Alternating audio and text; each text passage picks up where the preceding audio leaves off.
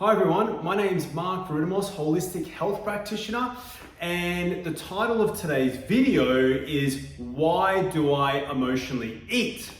So what is behind emotionally eating?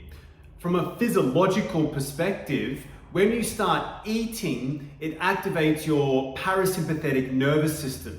So that's the rest and digest part of your nervous system. So that's sending a signal to your body that, hey, it's safe right now. So that's the first thing. Second thing is when you're eating food, it actually triggers a dopamine release, and dopamine is linked with reward and feeling really good.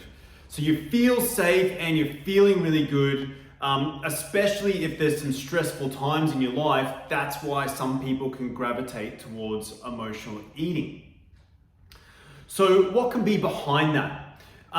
So when people say to me, hey, look, I had a big weekend where I was emotionally eating, and I'll be like, well, how did you feel afterwards? The answer is normally, I felt fulfilled or I felt satisfied. So we need to work with, well, what needs to be fulfilled and satisfied? What need is not being met at the moment? So a really common emotion where a need isn't being met is sadness. So when people are struggling to engage in sadness, it can feel very empty and it can just feel like nothingness when they're really struggling to process it. So think about what I said there, empty and nothingness. Then you feed food and all of a sudden you feel like full and like you're something, and you've got your reward neurotransmitters and you're feeling safe because you're in your parasympathetic nervous system.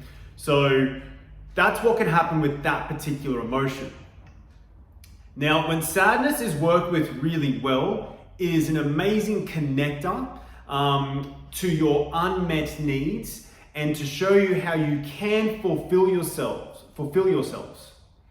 So if it's used really well, it can actually move you from stuckness a little bit, so you can move more towards doing the best thing for you and showing you what you may need to do. It's an amazing connector, sadness.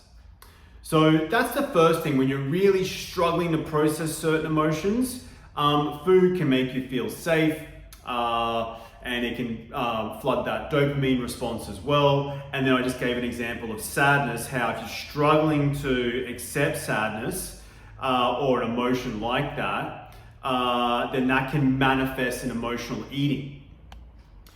So the second thing around emotional eating is that you can have certain triggers. So a classic example would be people not feeling safe would be a really good one. So when people don't feel safe, and this can be anything, people might not feel safe to even express themselves to their partner or their friends. They might not be safe around men, they might not be safe around women, so they can gravitate towards food. So if they're not feeling safe, they can eat, all of a sudden that activates their parasympathetic nervous system, and now they feel safe.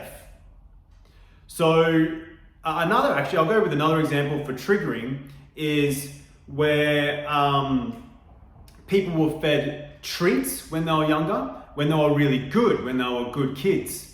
And then so when they get older, if they're going through a stressful time, there could be a trigger there, which is, I'm in trouble now and I want to feel like a good kid, like a good boy, so I'm going to go ahead and start emotionally eating.